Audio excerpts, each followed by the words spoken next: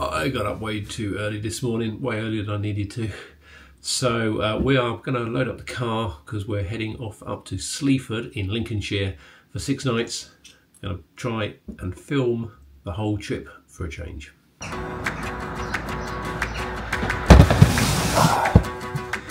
I was reading the other night, one of the good reasons to get a caravan is because quick getaways. It never quite feels like that though.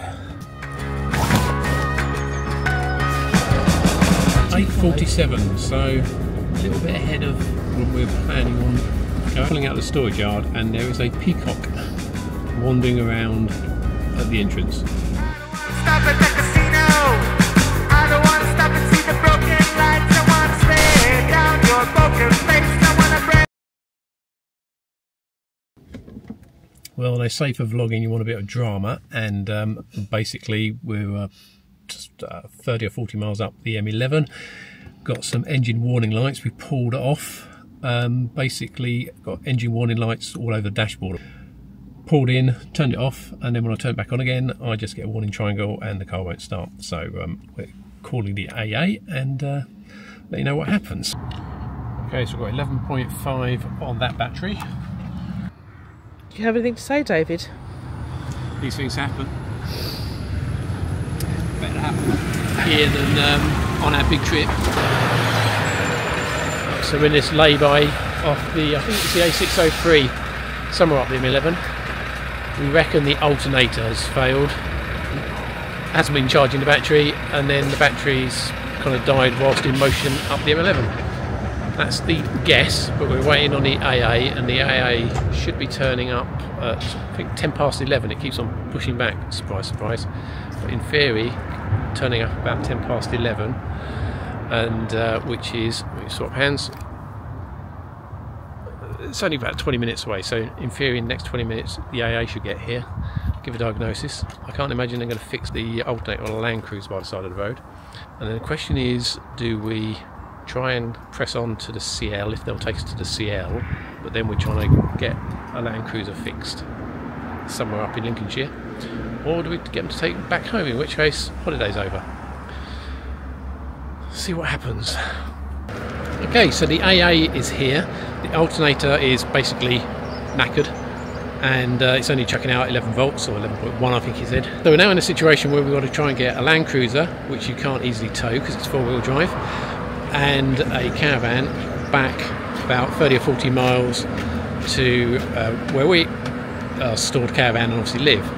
So the plan is, because to try and recover that and get it back into a storage yard as well, the only way to do it would be on a low loader with the caravan on the back, but then we'd have to kind of get to the storage yard, use a long low loader to park the caravan in the storage yard. I'm not sure if it would get through the air-gapped gates at the storage yard, and then we then need to obviously get the car to the garage, and technically on the AA it's one location or one destination.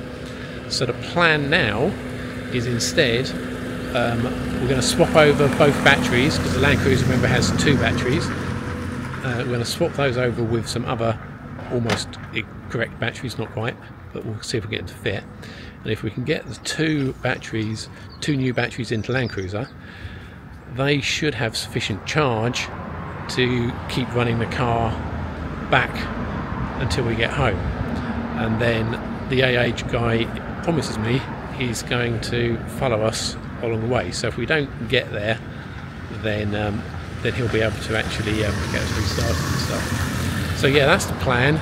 We're going to try and basically swap the batteries out, drive back, and we'll see how it goes.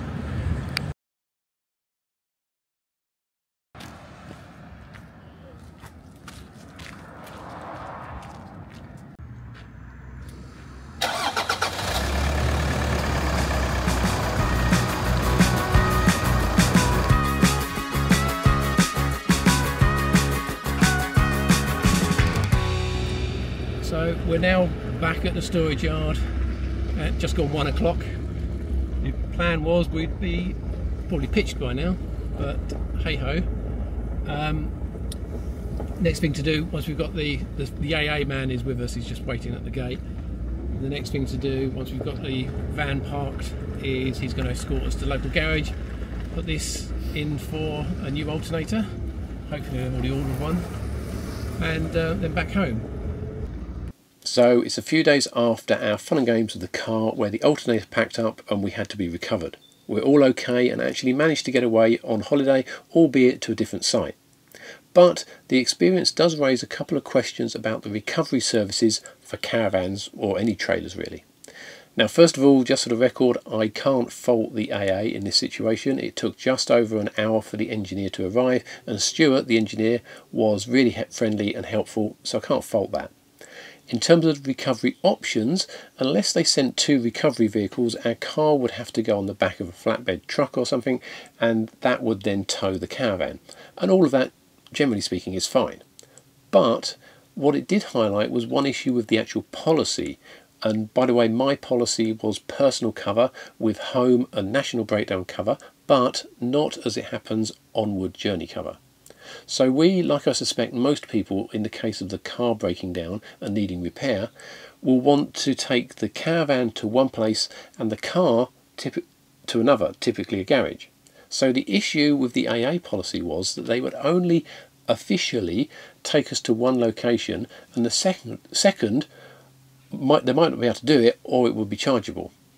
And now I have no idea what this charge would have been, but it's unlikely to be negligible. As it happened, the AA engineer got us going and back home, but if it had been a different sort of issue, then we would have had some problems as to where to take things. By sheer cosmic coincidence, when we did get back home, there was a letter on the doorstep from the Caravan Club advertising Mayday breakdown cover. By the way, this is not a sponsored ad or anything. Interestingly, the Mayday cover does actually provide what they term as double drop-off, which allows for the trailer and car to be taken back to different locations.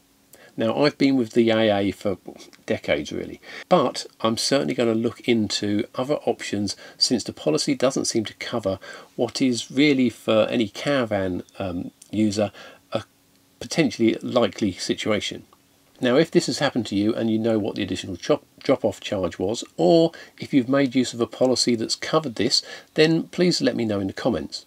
But other than that, I hope you found this video helpful, interesting, or maybe even amusing, and if you have, then please do give it a like. If you're interested in seeing other videos I make, especially that long European trip, if we ever get there, then please do consider subscribing to my channel. But most of all, thanks for watching.